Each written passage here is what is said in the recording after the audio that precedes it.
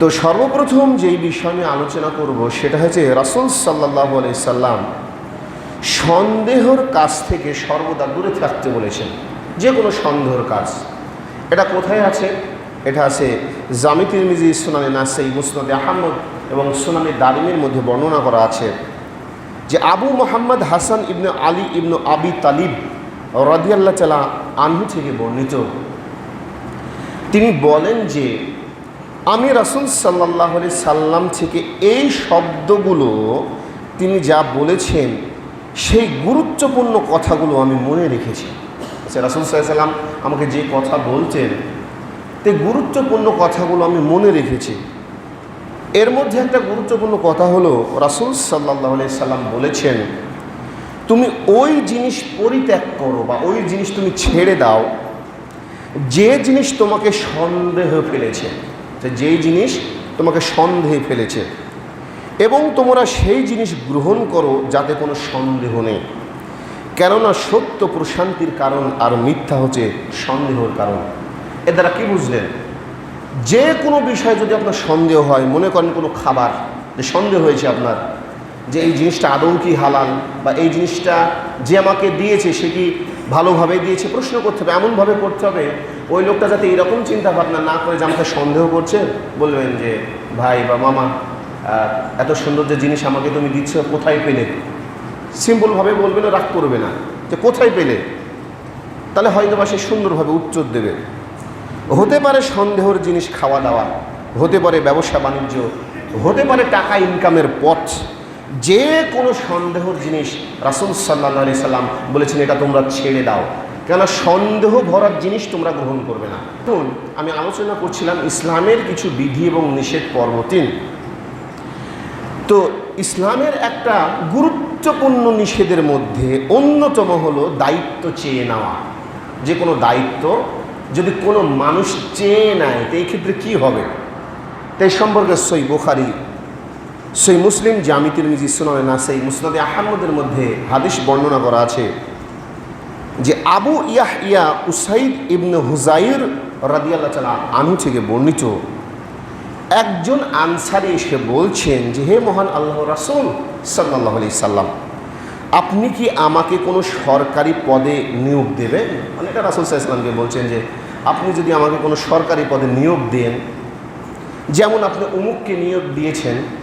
তো তখন রাসূল সাল্লাল্লাহু আলাইহি সাল্লাম বললেন যে আমার মৃত্যুর পরে অবৈধভাবে অগ্রাধিকার দেওয়ার তোমরা কাজ করবে। যে আমি যখন মারা যাব অবৈধভাবে মানুষকে যে কোনো কাজে তোমরা দায়িত্ব দেবে টাকার কারণে, সেই সময় পর্যন্ত যদি তোমরা ঈমানদার হও তাহলে ধৈর্য ধারণ করো, এই কাজটা করবে না যে পর্যন্ত না তোমরা হাউজে কাউসারের কাছে আমার সাথে সাক্ষাৎ না করবে। সে কারণ মৃত্যুর পর একটা সময় আসবে, কিয়ামত আসবে, তারপর আল্লাহ রাব্বুল আলামিন তো আবার পুনরুত্থিত করবেন এই কিয়ামতের মাঠকে। যারা জান্নাতি হবে তাদেরকে হাউজে কাউসারে পানি পান করাবেন। তো সেই দিন পর্যন্ত তোমরা ধৈর্য ধারণ করে কাজের মধ্যে যাবে না যতদিন না আমার সাথে সাক্ষাৎ হয়। আর রাসূল সাল্লাল্লাহু আলাইহি সাল্লাম বলছেন তোমরা দায়িত্ব চেয়ে নিও না, কারো কাছ থেকে দায়িত্ব চেয়ে নেবে না যে আমি এই কাজের অগ্রাধিকার আমাকে দাও, এই কাজের অগ্রাধিকার আমাকে দাও, এটা চেয়ে নেবে না। যে ব্যক্তি দায়িত্ব চেয়ে নেবে মহান আল্লাহ রাব্বুল আলামিন তাকে ততটাই অপমানিত করবেন। দায়িত্ব আল্লাহর পক্ষ থেকে আসে। যদি আপনার ভাগ্যই দায়িত্ব থাকে এমনিতেই জনগণ আপনাকে তুলে দেবে। যে কোনো কাজের কোনোদিন দায়িত্ব চেয়ে নেবেন না, জনগণ আপনাকে দেবে। এটা ইসলামের কাছে মূল বিষয় যে যে ব্যক্তি দায়িত্ব চেয়ে নেবে আল্লাহ রাব্বুল আলামিন তাকে ততটা অপমানিত করবেন, ততটা লাঞ্ছিত করবেন। সম্মানিত উপস্থিতি, মনে হয় আমার কথা আপনারা বুঝতে পারেননি। যদি বুঝতে পারেন আলহামদুলিল্লাহ, বুঝতে পারেননি বিষয়টা, এটা রাসূল সাল্লাল্লাহু আলাইহি সাল্লাম বলেছেন। এবার দেখুন ইসলামে একটা বিধির মধ্যে যেটা খুবই গুরুত্বপূর্ণ সেটা হচ্ছে দিনদারিতার প্রতিদান এবং হাদিস থেকে শিক্ষা যে যদি কোনো মানুষ দিনদারি হয় আল্লাহ রাব্বুল আলামিন তাকে কী প্রতিদান দেন বা ধৈর্য ধরলে কী প্রতিদান দেন। একটা দেখুন যে আনাস রাদিয়াল্লাহু তাআলা আনহু থেকে বর্ণিত, তিনি বলেন যে আবু তালহা রাদিয়াল্লাহু তাআলা আনহু এর এক ছেলে অসুস্থ ছিল।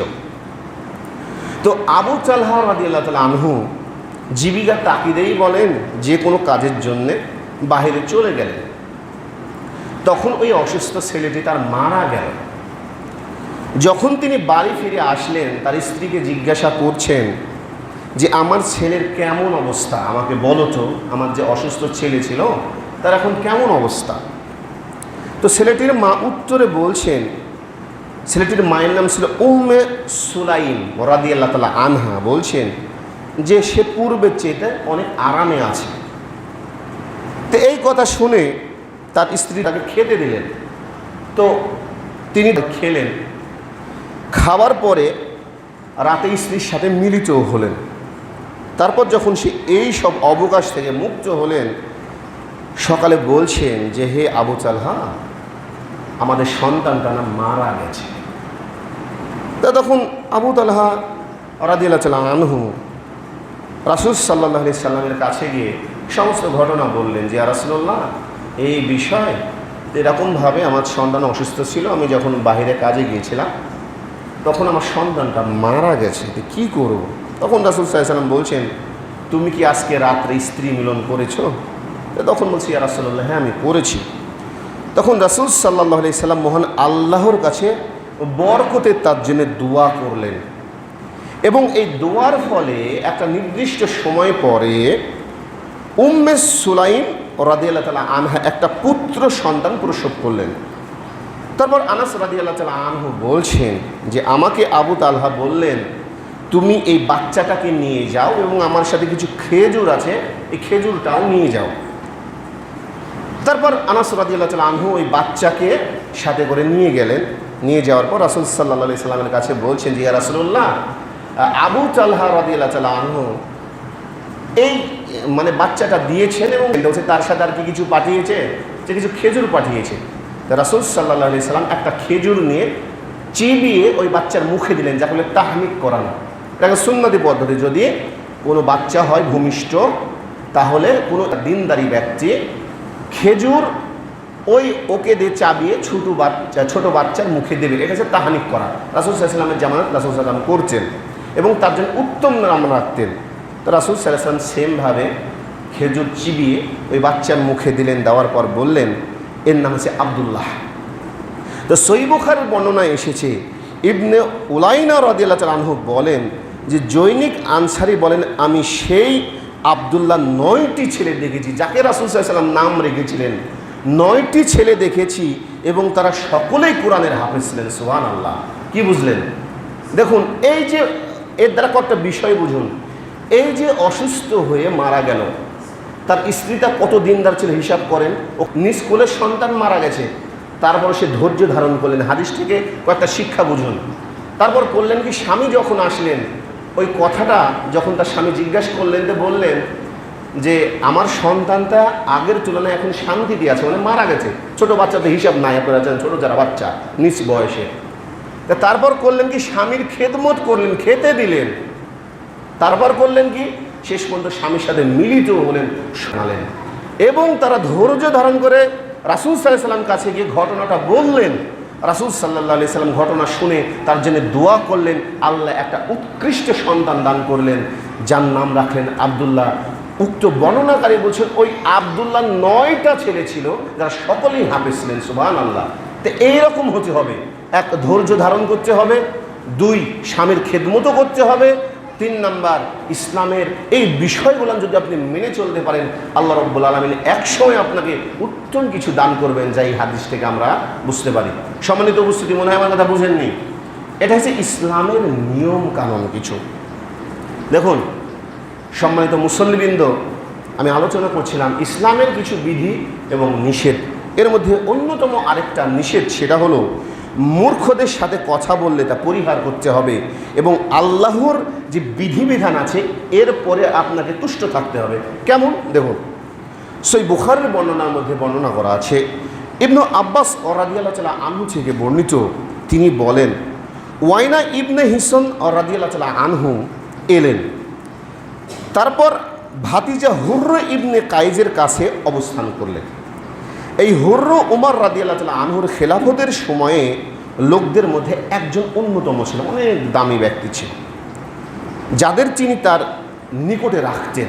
আর উমর ইবনে খাত্তাব রাদিয়াল্লাহু তাআলা আনহুর একটা খুবই গুরুত্বপূর্ণ জিনিস তিনি ছিল, যে যারা কোরআন সম্পর্কে জ্ঞান রাখতেন, কোরআন সম্পর্কে হেকিম মানে ইলম অর্জন করতেন, হোক সে বয়োজ্যেষ্ঠ লোক মানে অনেক বয়স, হোক সে যুবক, তো উভয়কেই এত মর্যাদা করতেন এবং তাদেরকে পরামর্শ দিতেও বলতেন, যেহেতু তারা কোরআন সম্পর্কে জ্ঞানী। আর যারা কোরআন সম্পর্কে সঠিক জ্ঞান হয় তারা কিন্তু অত্যন্ত দক্ষ হয়।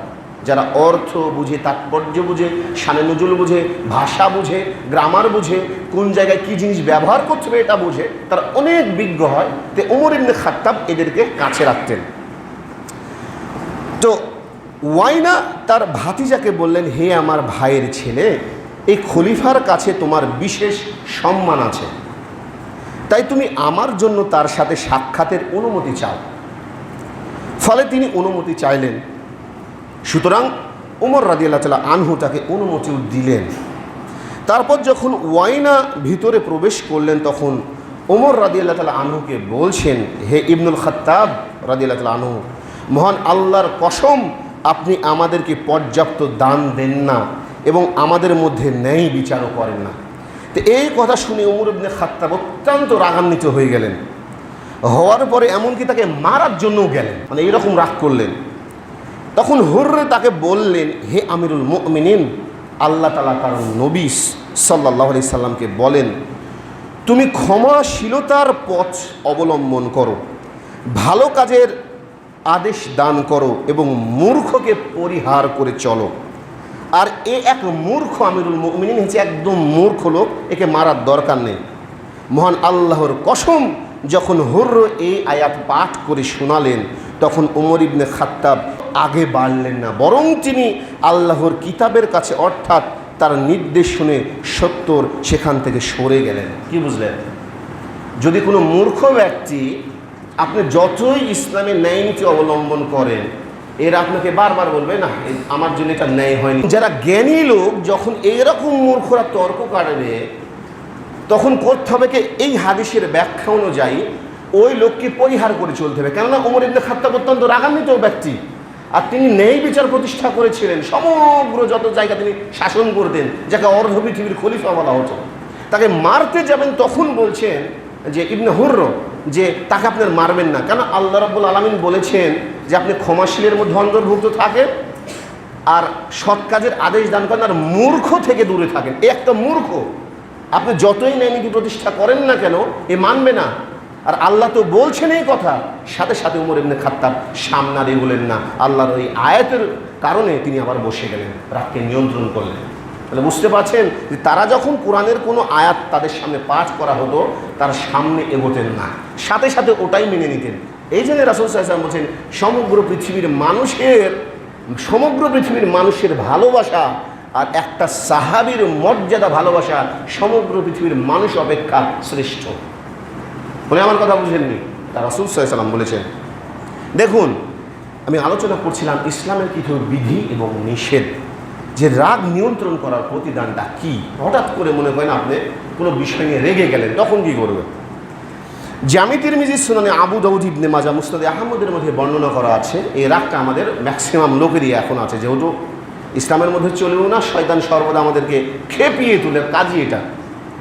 তো মুয়াজ ইবনে আনাস রাদিয়াল্লাহু তাআলা আনহু থেকে বর্ণিত, রাসূল সাল্লাল্লাহু আলাইহি সাল্লাম বলেছেন, যে ব্যক্তি রাগ সংবরণ করবে, মানে রাগকে নিয়ন্ত্রণ করে চলবে, অথচ সে এটা বাস্তবায়ন করার ক্ষমতা রাখে, মানে ও এত প্রভাবশালী লোক, ও রাগ করলে কাজটা করতে পারে, কারণ তার ক্ষমতা আছে, টাকা পয়সা সব আছে, শারীরিক সক্ষমতা আছে। যে তারপর ওই ব্যক্তি যদি রাগকে দমিয়ে রাখে, মহান আল্লাহ রাব্বুল আলামিন কিয়ামতের ময়দানের দিন সমগ্র সৃষ্টিকুলের মধ্যে ডেকে আনবেন তাকে। আনার পরে যা হুর আছে সুন্দরী, হুরদের সামনে নিয়ে এসে বলবেন, তোমার যাকে পছন্দ তুমি তাকে নিয়ে চলে যাও। সুবহানাল্লাহ। দেখেছেন? তাহলে রাগ নিয়ন্ত্রণ করা কত একটা গুরুত্বপূর্ণ বিষয়।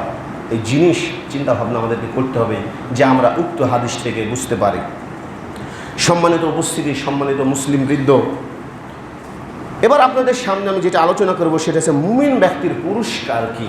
যারা মুমিন ব্যক্তি থাকে এদের পুরস্কারটা কেমন হতে পারে। এটা হচ্ছে সহিহ বুখারী, সুনানে তিরমিজি, মুসনাদে আহমদের মধ্যে বর্ণনা করা আছে।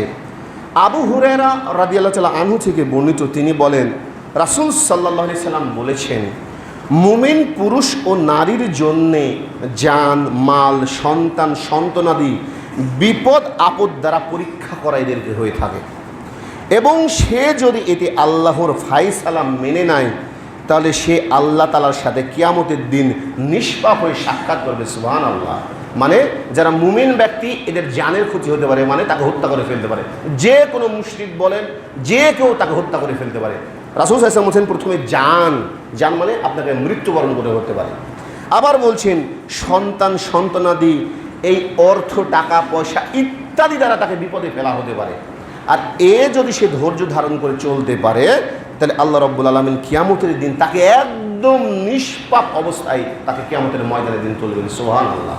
এটা হচ্ছে মুমিন ব্যক্তির জন্য বড় একটা পুরস্কার।